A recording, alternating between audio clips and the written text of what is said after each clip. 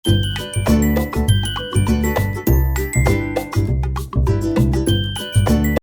lupa subscribe. Assalamualaikum warahmatullahi wabarakatuh. Halo adik-adik semuanya, kembali lagi di Vika Channel. Pada kesempatan ini saya akan membahas soal UTBK, khususnya TPS ya. Nah, pada kesempatan ini saya akan membahas soal UTBK TPS penalaran umum. Jika video ini bermanfaat untuk adik-adik, mohon beri dukungan dengan subscribe, like, dan komen. Langsung saja, soal yang pertama. Berdasarkan informasi pada gambar, simpulan yang tepat mengenai konsumsi gula dan lemak adalah, jadi kalau saya itu biasanya mengerjakannya itu lihat soalnya dulu ya. Jadi kita mencari dari bacaan, kita disuruh mencari kesimpulan ya, simpulan. Nah, ini adalah bacaannya.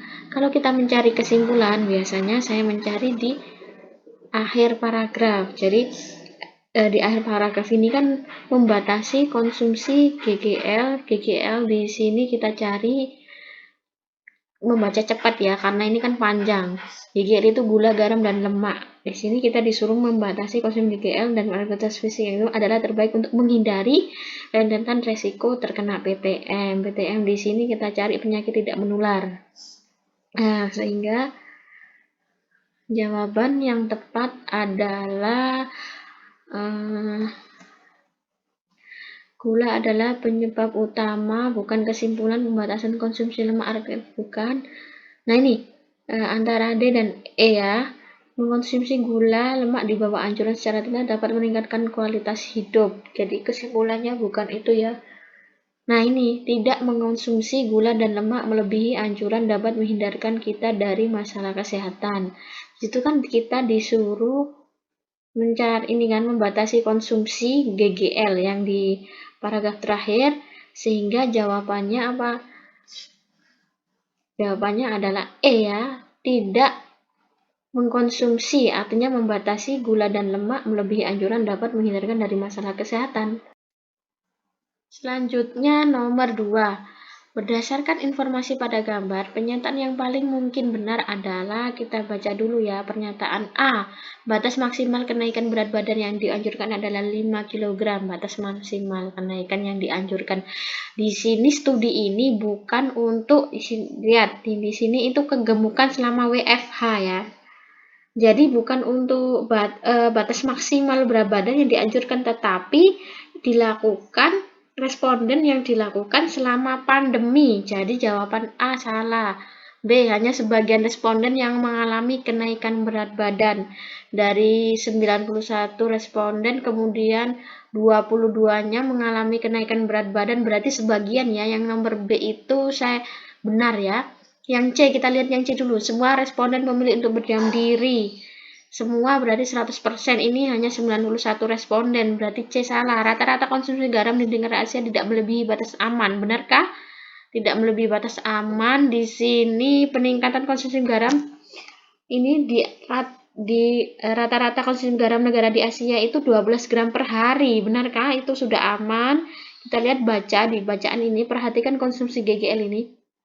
Batas konsumsi harian 5 gram ini 1 sendok teh. Jadi batas konsumsi harian yang aman itu adalah 5 gram ya, bukan 12 kg, berarti tidak aman. Sebagian besar responden memilih untuk melakukan pekerjaan di rumah selama pandemi.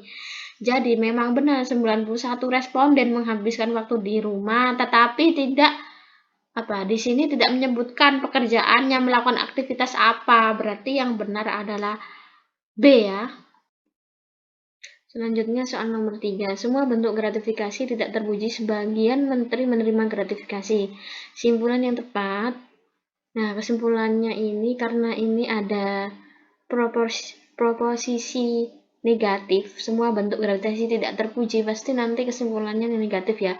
Karena ini ada sebagian menteri, jadi bagian menerima gratifikasi. Otomatis sebagian menteri itu tidak terpuji. Jawabannya C. Selanjutnya nomor 4. Di sini perhatikan gambar berikut. Tentukan nilai Z. Kita disuruh menentukan nilai Z. Kita perhatikan dulu gambar yang di sini ya. 125, 25, 4 menjadi 6. Kalau di jumlah 125, kemudian 25 tambah 29, 125 dikurangi, nah tidak bisa. Jadi ini coba kita perkalian ya. 125 dikali 5 itu adalah 600 ya. 600 kemudian kita kalikan 25 dikali 4 itu 100. Kemudian kita coba bagi 600 bagi 100 itu 6. Oh, berarti dikalikan terus dibagi ya. Selanjutnya yang ini ya. 43 dikali 12 itu 516. 2 dikali 2 4. Jadi 516 dibagi 4 itu 129. Jawabannya adalah C. Selanjutnya soal nomor 5, jika sepeda ditulis VHSIHE maka pensil ditulis. Jadi ini ada abjad ya. Ini S, kita S ini menjadi V kan. V ini berapa? 1 maju berapa langkah? 1 2 3. Maju 3 E ke H ya. E ke H, E ke H.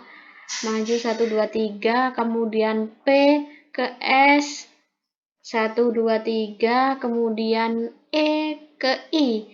E ke I itu 1 2 3 4, kemudian D ke H 1 2 3 4, E ke A ya. A ke E ya. 1 2 3 4. Jadi seperti ini. 3 huruf pertama SEP itu bertambah 3 ya, maju 3, kemudian 3 terakhir 4. Pensil, maka kata pensil berarti P itu bertambah 3 menjadi S, E bertambah 3 menjadi H, N bertambah 3 menjadi Q, S bertambah 4 huruf menjadi W, kemudian I bertambah 4 menjadi M, L bertambah 4 menjadi P. Jadi yang benar adalah SHQWMP. SHQWMP. Jadi jawaban yang benar adalah C.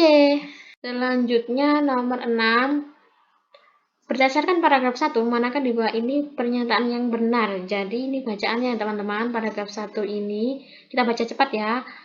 PPSU itu tentang PSU dan sarana tingkat kelurahan. Nah, mereka sebutan orange berkat seragam dikenakan selama dinas sesuai dengan keputusan. Jumlah pasukan ini cukup banyak.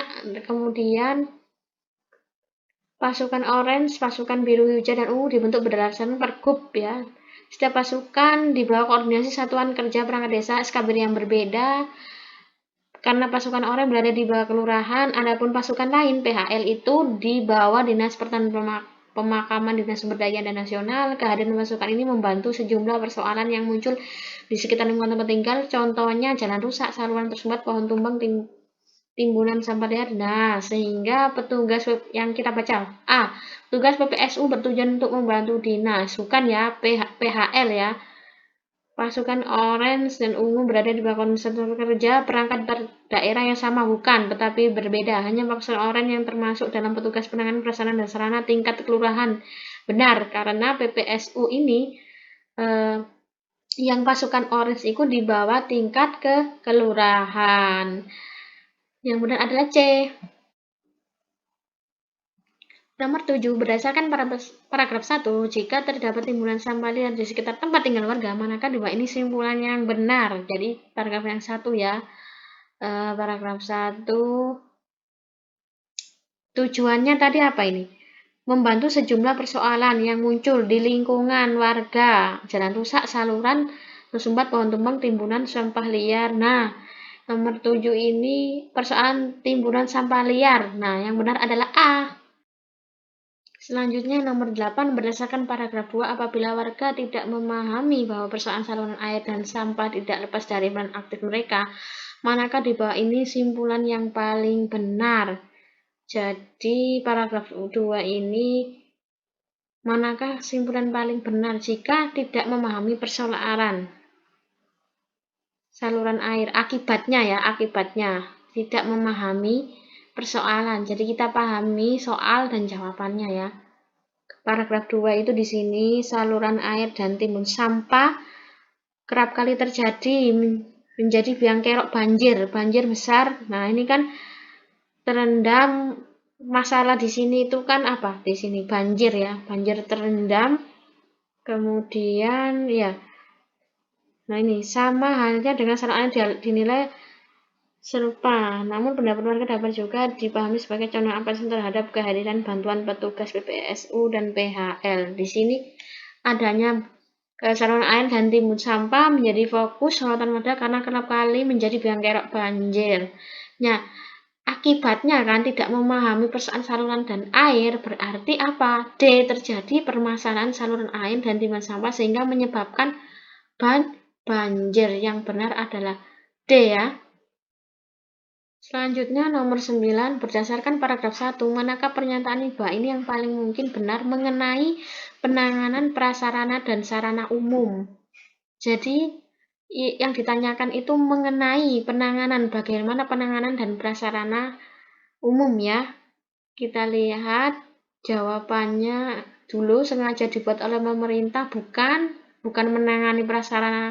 Yang B, pemerintah ingin PPS mengatur tentang penanganan, bukan. C. Turut serta membangun pihak lain, bukan untuk menangani penanganan prasarana dan prasarana. D.